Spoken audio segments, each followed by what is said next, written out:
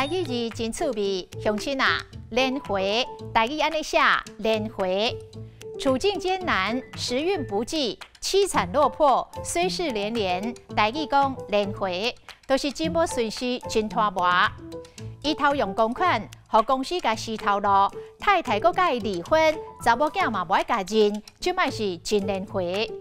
啊伊哦，就是少年袂晓想，即摆食老才来莲花，毋正样。莲花是真毋歹听，人真无爱发生的代志。啊，伫某一种的状况下，莲花就是拖屎莲。拖屎莲伫阮遐的地头是念拖屎莲。生屎后生嘛是了然，甲爸仔母放咧拖屎莲，拢无要管，真侥幸哦。啊，教育部的台语教典讲莲花是四处丢人现眼。即阵仔拢无看到你，你是走去倒位莲花？即句有咧讲经体考试的意思。啊，以早哦，阿公才拄甲菜种好势，狗仔就甲菜果吞害。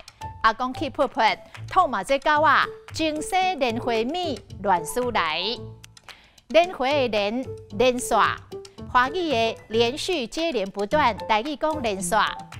伊连续3届拢当选议员。啊，莲花的莲有一句俗语，笑花莲盆，疼囝莲孙，就是咧讲爱屋及乌。